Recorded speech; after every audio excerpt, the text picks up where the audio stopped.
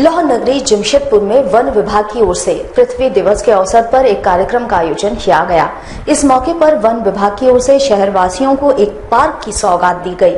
इस पार्क का उद्घाटन मंत्री सरयू राय व सांसद विद्युत वरण महतो ने किया। इस मौके पर वन विभाग के डीएफओ के साथ कई अधिकारी उपस्थित थे। मंत्री सरयू राय ने मीडिया से बातचीत में कहा कि शहर में सबसे बड़ा पार्क वन विभाग की ओर से लोगों के लिए बनाया गया है। ये पार्क लगभग 3000 फीट का है। इस पार्क में मेडिसिनल प्लांट, नीम वाटिका, वट वाटिका के साथ ही बच्चों के लिए चिल्ड्रन पार्क भी बनाया गया है। ये पार्क लोगों के बीच आकर्षण का केंद्र बना रहेगा और इस पार्क से बच्चे कई प्रकार के ज्ञान भी प्राप्त कर पाएंगे। के लिए हम लोग पिछले 12 साल से कोशिश कर रहे थे। संयोग बना कि साल भर के भीतर लोगों ने पार्क की तैयारी पूरा कर ली, जगह को साफ कर लिया। मानगो के लोगों के लिए एक बहुत बड़ा ये तोहफा साबित होगा। धीरे धीरे साल भर लगेगा पार्क को अपने पूरे रूप में आने में। तो इस पार्क को केवल हम लोग सुबह टहलने, घूमने, पिकनिक करने तक ही नहीं सीमित रखना चाहते हैं। जो वन विभाग के अधिकारी हैं वे योजना बना रहे हैं कि झारखंड में जितने भी पेड़ हैं, जितने तरह के पेड़ हैं, सभी प्रजातियों की कम से कम 1, 2, 3 पेड़ यहाँ लगाए जाएं। देश में भी कोई बड़ी उम्दा तरह के पेड़ हैं तो उनको भी यहाँ लगाया जाए। नक्षत्र वन बने यहाँ पर और राशियां हैं उनके हिसाब से वन बने और लोग या नई पीढ़ी उसको देख के समझ सके पत्ते से कि ये इस पेड़ का पत्ता है। इसके पेड़ की पहचान भी वहाँ लिखी रहेगी। तो कॉलेज के विद्यार्थी हैं, विश्वविद्यालय में शोध करने वाले लोग हैं, बाहर से वन विभाग का काम देखने के लिए आने वाले लोग हैं, सबों के लिए एक ऐसी जगह होगी कि लोग ये कह सकेंगे कि ऐसी व्यवस्था शायद ही कहीं दूसरे स्थान पर देश में है। तो वन विभाग के अधिकारियों की योजना भी है कि इसको हम लोग एक सर्वोत्तम स्थान बनाना चाहते हैं देश में। पृथ्वी दिवस है, पृथ्वी दिवस के अवसर पर इसका उद्घाटन हो रहा है, इसलिए इसका नाम हम लोगों ने पृथ्वी पर्यावरण उद्यान रखा है। जमशेदपुर जिले के हर छोटे बड़े व्यापारियों को गुड सर्विस टैक्स यानी जीएसटी से जोड़ने तथा उसके लाभ के बारे में जानकारी देने हेतु एक सेमिनार का आयोजन चैम्बर भवन बिष्टुपुर में किया गया, जिसमें कोलकाता से चार्टर्ड अकाउंटेंट अभिषेक तिब्रवाल जमशेदपुर शहर पहुंचे। ये सेमिनार पूर्वी सिंहभूम चैम्बर ऑफ कॉमर्स द्वारा आयोजित की गई थी, जिसमें जिले के प्रत्येक क्षेत्र से छोटे बड़े व्यापारी शामिल हुए। आपको बता दें कि इसी वर्ष जुलाई के महीने से केंद्र सरकार देश भर में जीएसटी को लागू करने जा रही है। इसके लागू हो जाने से अलग अलग राज्यों में लगने वाले टैक्स को समाप्त कर दिया जाएगा और एक ही टैक्स पूरे देश भर के लिए लागू हो जाएगा। मुख्य रूप से इसमें सामानों के निर्यात में लगने वाले राशि में कटौती हो जाएगी। वैसे केंद्र सरकार ने पूरे देश भर के व्यापारियों से अपील की है कि सभी जीएसटी से जुड़ जाएं। इसके प्रति जमशेदपुर जिले के व्यापारियों में जागरूकता और बेहतर जानकारी देने हेतु इस सेमिनार का आयोजन किया गया। 2 प्रकार की चीज होती है, एक यूनिट और एक कंपनी। यूनिट जो खुली है वो बंद नहीं होगी क्योंकि उसमें काम हो रहा है, उसमें माल बिक्री हो रहा है। अगर उसमें कुछ प्लानिंग की गई है तो उसमें फेरबदल होगा। मैं कह रहा हूँ अगर ऐसी कुछ कंपनियां खोली गई हैं जिसमें सिर्फ टैक्स बचाने के नाम से कंपनी खोल दी जाती है, वो सारी कंपनियां बंद हो जाएंगी। ना बिजनेसमैन इतना ताकतवर है कि वो कुछ भी झेल पाता है। आज हम लोग सर्विस टैक्स और एक्साइज की बात देखें, हर साल 20-20 बार अमेंडमेंट आता है, रेट चेंज होता है, वो सब कुछ सह लेता है और खाता भाई बहुत पुराना हो गया सर। अब हर आदमी के पास आज के दिन में कंप्यूटर तो है ही और वो चार्टर्ड अकाउंटेंट के पास जाके अकाउंटिंग करा के बैलेंस शीट बनवाता है। बहुत ज्यादा समस्या नहीं आएगी और बहुत छोटे बिजनेसमैन है उनके पास समस्या आएगी, उनके लिए कॉम्पोजिशन स्कीम और वो बाकी स्कीम है वो सब उसका लाभ उठा सकते हैं। 5 यूनिट खोल के रखे और कंपनी बना के रखे, दोनों बात में फर्क है। तो 5 यूनिट जो खोल के रखे हैं उस पर कुछ नहीं होगा, लेकिन जो फर्जी कंपनी बना के रखे हैं वो जरूर बंद होगा। और देखिए व्यापारी लोगों को अब सिस्टम में आना पड़ेगा। इतना दिन जो हो गया, अब आपको सिस्टम में आना पड़ेगा और सिस्टम में आएगा तो सभी को बेनिफिट है। थोड़ा दिन के टाटा मुख्य अस्पताल के डॉक्टरों पर टाटा प्रबंधन द्वारा प्राइवेट प्रैक्टिस पर छूट दिए जाने की मांग को लेकर डॉक्टरों के एक प्रतिनिधि मंडल ने शनिवार को टीएमएच के जीएम से मुलाकात की। आपको बता दें कि पिछले दिनों टीएमएच प्रबंधन ने अस्पताल में पदस्थापित डॉक्टरों के प्राइवेट प्रैक्टिस पर रोक लगा दी, जिसके बाद से ही डॉक्टरों में काफी असंतोष व्याप्त है। सभी डॉक्टरों के द्वारा लगातार इसका विरोध जताया जा रहा है। शनिवार को डॉक्टरों का एक प्रतिनिधि मंडल अस्पताल के जीएम से मुलाकात कर मांग उठाई कि उन्हें प्राइवेट प्रैक्टिस की छूट दी जाए। इन्होंने कहा कि अस्पताल में व्यस्तता के कारण सभी मरीजों को देख पाना संभव नहीं है और इस फरमान के बाद कई बड़े बड़े डॉक्टर अस्पताल को छोड़कर दूसरे जगह जा रहे हैं, जो अस्पताल के लिए ठीक नहीं है। डॉक्टर समाधा से बातचीत हुआ और उनको हम लोगों ने मेमोरेंडम दिया है। डॉक्टरों को जो इस्तीफा दे रहे हैं उनको रोकने के लिए उनसे प्राइवेट प्रैक्टिस की जो छूट को जो रोका जा रहा है तो उनको छूट देने के लिए मांग की है। प्राइवेट प्रैक्टिस में ढील दिया जाए और उनसे आपस में समझौता करके मामला को सुलझाया जाए। इससे टीएमएस और टाटा स्टील की साख को चोट पहुंच रही है। मरीजों के अच्छा इलाज नहीं होगा। उनके बड़े बड़े डॉक्टर सब यहाँ से हॉस्पिटल से छोड़ रहे हैं और सब इस्तीफा दे रहे हैं, तो अच्छी बात नहीं है। जमायत इस्लामी हिंद के द्वारा मुस्लिम पर्सनल लॉ जागरूकता अभियान मोमिन फकत अहकायों में इलाही का पावन कार्यक्रम का आयोजन कर 3 तलाक के संबंध में समाज में फैली भ्रांतियों की जानकारी दी गई। मानगो आजाद नगर में झरना रोड ईदगाह मैदान के पास जमायत इस्लामी हिंद की ओर से मुस्लिम पर्सनल लॉ जागरूकता कार्यक्रम का आयोजन कर 3 तलाक के संबंध में फैली भ्रांतियों तथा गलत फहमियों को दूर करने के प्रयास के तहत आगामी 23 अप्रैल से 7 मई तक विशाल मुहिम चलाने की जानकारी दी गई। मोमिन फकत अहकामे इलाही का पावन नामक अभियान के मद्देनजर 3 तलाक की बारीकियों की जानकारी तथा समाज में फैली भ्रांतियों से सबको अवगत कराया गया। मई तक चले इस मुहिम के अंदर हमारी ये ख्वाहिश है कि पूरा मुस्लिम समाज और इस समाज के जितने तबाक़ हैं, जितने मसालिक हैं, मशारिब हैं, सब की तरफ से ये पैगाम मुस्लिम समाज को पहुंचे कि इस्लाम ने किस तरह हमारी जिंदगी के लिए कवानीन बताए हैं। इस कवानीन को सही तरीके से हम नहीं मानते, उसकी सही तरीके से पैरवी नहीं करने की वजह से बहुत सारे मसाइल में गिरफ्तार होते हैं। इस मौके पर हम देशवासियों को भी ये बताना चाहते हैं कि इसके बारे में, इस्लामी कवानीन के बारे में उनके अंदर बहुत सारी गलतफहमियां हैं।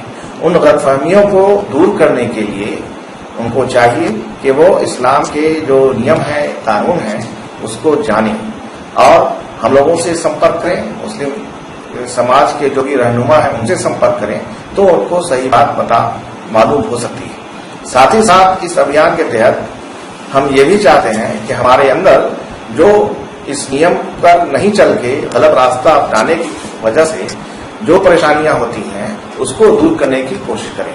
जैसे समाज में जो निकाह का सही तरीका है, इस्लामी तरीका, वो नहीं माना जाता, वो नहीं किया जाता। शादी ब्याह में तो निकाह के बारे में हमारे यहाँ जो रवाज आमतौर पर पैदा हो गया है कि जितना इसमें फजूल खर्ची की जाती है, लड़के वाले लड़की वाले ये सब खामखा के काम में गिरफ्तार होते हैं। ये इस्लामी तरीका नहीं है। उसी तरह से जब निकाह के बाद अगर मियाँ बीवी के बीच में कोई डिस्प्यूट हो गया तो उस डिस्प्यूट को हल करने के लिए भी इस्लाम ने तरीके बताए हैं। अब वो तरीका ऐसा है जिसमें चल के या तो डिस्प्यूट आसानी से सॉल्व हो जाएगा और या नहीं, अगर डिस्प्यूट पर वो लोग कायम रहते हैं तब भी बहुत ही हंसते खेलते दोनों आपस से अलग हो सकते हैं, सेपरेट हो सकते हैं। 3 तलाक के बारे में क्या बोलते हैं? ये 3 तलाक, ये तलाक का सही तरीका नहीं है। तलाक इस्लाम में एक है या नहीं तो 2 है। तलाक के लिए जो इस्लामी अहकाम है वो ये है कि अगर मियाँ बीवी के बीच में बिगाड़ हो गया और आपस में समझौता नहीं हो सका, कोई सूरत नहीं रही, तो मर्द अपनी बीवी को तलाक दे सकता है, उसको एक तलाक देना चाहिए। यहाँ ये भी समझने की बात है कि अल्लाह ताला ने तलाक को तमाम जायज कामों में सबसे खराब काम माना है, पसंदीदा नहीं है ये। लेकिन अगर मान लीजिए कि समझौता नहीं हो सका हस्बैंड वाइफ में तो सेपरेट होना मजबूरी है। उस सूरत में मर्द अपनी बीवी को एक बार तलाक देगा। तलाक देने के बाद जो इद्दत का पीरियड है, तकरीबन 3 महीना का पीरियड है, उस पीरियड के बीच में शौहर अपनी बीवी को घर से नहीं हटाएगा और बीवी का जैसे हक था पहले उस हक को मेंटेन करेगा, तमाम पर उसकी जो जरूरियात थी उसको पूरा करेगा। जमशेदपुर के गोलमोरी स्थित एबीएम कॉलेज में एनसीसी बटालियन के द्वारा राज्य सरकार द्वारा चलाए जा रहे विद्यालय चले चलाओ अभियान को बढ़ावा देने के लिए एक जागरूकता रैली निकाली गई। वैसे आपको बता दें कि राज्य सरकार द्वारा प्रत्येक बच्चे तक शिक्षा को पहुंचाने हेतु बृहद पैमाने पर विद्यालय चले चलाओ अभियान चलाया जा रहा है। इसके तहत वैसे बच्चों पर फोकस किया गया है जो विद्यालय छोड़ चुके हैं। शनिवार को गोलमोरी स्थित एवीएम कॉलेज परिसर से एनसीसी कैडेटों द्वारा इसी अभियान को बल देने के लिए एक जागरूकता रैली निकाली गई, जो पूरे क्षेत्र के विभिन्न इलाकों में जागरूकता फैलाते हुए वापस कॉलेज परिसर में आकर समाप्त हुई। हाथों में बैनर पोस्टर लेकर एनसीसी कैडेटों ने सभी को शिक्षा के प्रति जागरूक करने का प्रयास किया। विद्यालय चले चलाए अभियान 2017 ये झारखंड सरकार की शिक्षा विभाग द्वारा हर साल चलाई जाती है और एवीएम कॉलेज एनसीसी इकाई इस काम का बेड़ा उठाया है कि जो बच्चे स्कूल शिक्षा से वंचित होते हैं उनको स्कूल में एडमिशन लेने के लिए प्रेरित करना है। हम लोग 2006 से ये कार्यक्रम चला रहे हैं लगातार हर साल और हम लोग आसपास बस्ती में जाएंगे। अभी लोगों को इसके लिए प्रेरित करेंगे कि अपने जो बच्चे स्कूल नहीं गए हैं उनको स्कूल में तुरंत दाखिला लिया जाए, ताकि शिक्षा गरीब से गरीब और नीचे तबके के लोग पास शिक्षा का आलोक सबके पास पहुंच पाए। ये एनसीसी ने ये बीड़ा उठाया है। किन किन क्षेत्रों में जाएगी ये सर?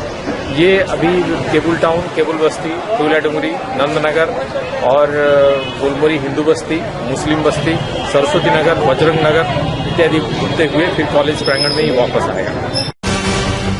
झारखंड विकास मोर्चा जमशेदपुर जिला कमेटी द्वारा जमशेदपुर के मानगो इलाके में व्याप्त बिजली की समस्या को दूर करने की मांग को लेकर 1 दिवसीय धरना विभाग के एसडीओ कार्यालय के समक्ष दिया गया। वैसे आपको बता दें कि इन गर्मी के दिनों में मानगो क्षेत्र में बिजली की समस्या गहरा गई है। रात के समय बिजली गुल हो जाती है और इससे क्षेत्र की जनता परेशान हो गई है। इन्हीं समस्याओं को लेकर झावेमो जिला कमेटी द्वारा मानगो स्थित बिजली विभाग एसडीओ कार्यालय के समक्ष 1 दिवसीय धरना दिया गया। उन्होंने कहा कि क्षेत्र में सौतेला व्यवहार किया जा रहा है और बिजली की आपूर्ति नहीं होने से जनजीवन अस्त व्यस्त हो गई है। धरने के माध्यम से उन्होंने मांग उठाई कि क्षेत्र में 20 घंटे बिजली की आपूर्ति की जाए, अन्यथा पार्टी उग्र आंदोलन के लिए बाध्य होगी। गर्मी चरम पर है और जनता यहाँ त्रस्त है। मुश्किल से 5 से 6 घंटा उनको बिजली मिल पाती है। पहले आग्रह किया, विनती किया बिजली विभाग के एसडीओ के समक्ष आकर, लेकिन ये अफसोस लगता है कि जब बिजली विभाग के एसडीओ के समक्ष धरना देना पड़ता है तो यह मांग करती है जो यह एसडीओ साहब, मैं चेतावनी देने आया हूं, अगर हमारी बातों को आपने गंभीरता से नहीं लिया तो आज तो हम गांधीवादी तरीके से आपके ऑफिस के सामने हम धरना पर बैठे हैं, लेकिन बिजली की समस्या का दुरुस्त नहीं हुई, तार की समस्या दुरुस्त नहीं हुई, बिजली के खंभे की समस्या दुरुस्त नहीं हुई तो आने वाला दिन जन आंदोलन होगा, रोड से लेकर सदन तक आंदोलन होगा, जिसकी जवाबदेही बिजली विभाग की होगी। सोनारी खुटाटे स्थित आरएमएस स्कूल में अर्थ डे के अवसर पर विशेष कार्यक्रम के आयोजन के माध्यम से पर्यावरण की सुरक्षा का संदेश दिया गया। अर्थ डे के अवसर पर धरती की रक्षा का संदेश बच्चों के बीच पहुंचाने के लिए आरएमएस स्कूल सोनारी में विशेष कार्यक्रम का आयोजन हुआ। केक काटकर कार्यक्रम की शुरुआत की गई। इस अवसर पर प्रतियोगिताओं का आयोजन हुआ। स्टैंडर्ड 7 तथा 8 के छात्र छात्राओं के लिए पर्यावरण सुरक्षा विषय पर रंगोली प्रतियोगिता का आयोजन तथा स्टैंडर्ड 3 एवं 4 के बच्चों के लिए चित्रांकन प्रतियोगिता का आयोजन किया गया। नुक्कड़ नाटक के जरिए पर्यावरण बचाने का संदेश भी दिया गया। आज का कार्यक्रम है अर्थ डे, आज हमने सेलिब्रेट किया है आरएमएस हाई स्कूल में इको क्लब के द्वारा। अर्थ डे में बच्चों को एक पर्यावरण को कैसे सुरक्षित रखना चाहिए, जो बढ़ती हुई समस्या आ रही है, गर्मी बहुत बढ़ रहा है, गंदगी की वजह से जो हमारी बीमारियां जो फैल रही है उसको कैसे बचाव किया जाए। जस्ट एक छोटी छोटी बातें जो बच्चों को बतानी चाहिए वो बच्चों ने रंगोली द्वारा, ड्राइंग के द्वारा, नुक्कड़ नाटक के द्वारा आज बच्चों ने प्रस्तुत किया है, जिसे हमारे पेरेंट्स ने देखा, बच्चों ने देखा, ताकि वो सीख सके और कुछ अवेयरनेस लोगों के अंदर जाग पाए। स्काज सब जूनियर कैराटे चैंपियनशिप 2017 का शुभारंभ आज से जीआरडी स्पोर्ट्स कॉम्प्लेक्स में हुआ। सिटी एसपी प्रशांत आनंद ने चैंपियनशिप का उद्घाटन द्वीप प्रज्वलित कर किया। जीआरडी स्पोर्ट्स कॉम्प्लेक्स में राज्य स्तरीय स्काज सब जूनियर कैराटे चैंपियनशिप 2017 का शुभारंभ हुआ। 3 दिवसीय इस चैंपियनशिप का उद्घाटन सिटी एसपी प्रशांत आनंद ने द्वीप प्रज्वलित कर किया। इस चैंपियनशिप में विभिन्न राज्यों से 300 खिलाड़ी भाग ले रहे हैं। अंतिम दिन विजयी प्रतिभागियों को पुरस्कृत किया जाएगा। 2 दिवसीय स्टेट कराटे चैंपियनशिप के लिए यहाँ पे 13 जिले के खिलाड़ी उपस्थित हुए हैं और ये हमारा सब जूनियर इवेंट से आज का इवेंट स्टार्ट होगा, जो कल तक चलेगी।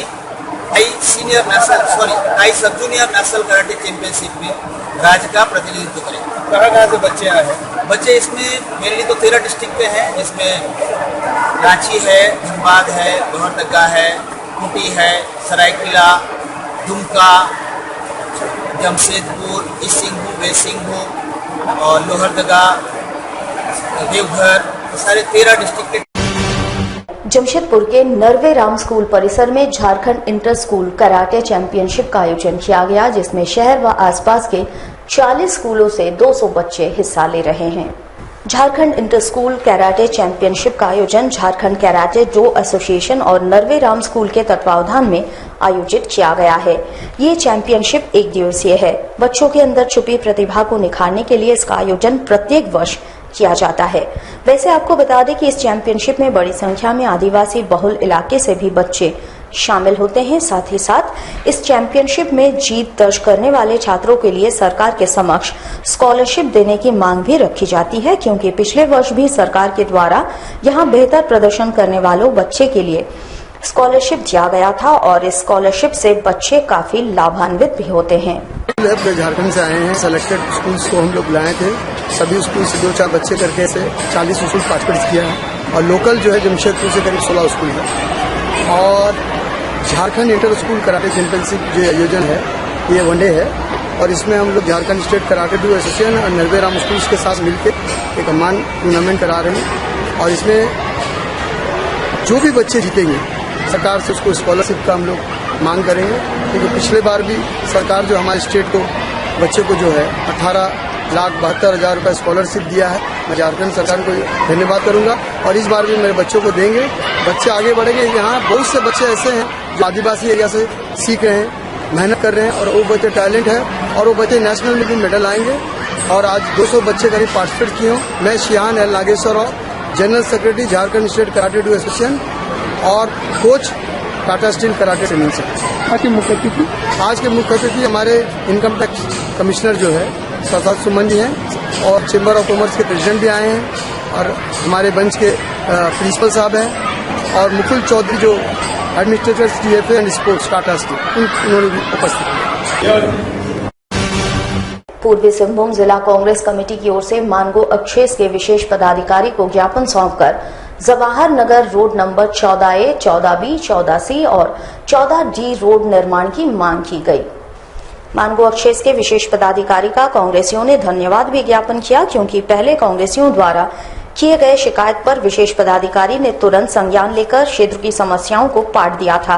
आज कांग्रेसियों ने Jawahar Nagar road number 14A, 14B, 14C और 14D में रोड निर्माण की मांग की, ताकि मुख्य सड़क में जल जमाव की समस्या से लोगों को निजात मिल सके। लेकर आए थे, हम जेपी यादव जी से मुलाकात करने के लिए आए थे। इससे पहले भी 3-4 बार हम इनको ज्ञापन दे चुके हैं। उस ज्ञापन आधार पर इनका हम एक धन्यवाद अदा भी देना चाहेंगे कि इन्होंने कुछ रोड नंबर 13, रोड नंबर 14 में रोड को बनाया गया है और अभी 14 नंबर का और 13 नंबर जो मस्जिद है, नाला है, उसको अभी बनाया नहीं गया है।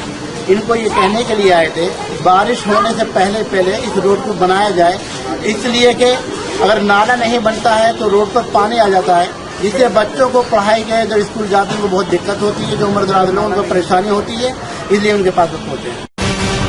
हमारे साथ लगातार जुड़े रहने के लिए आप हमें YouTube पर जरूर सब्सक्राइब करें।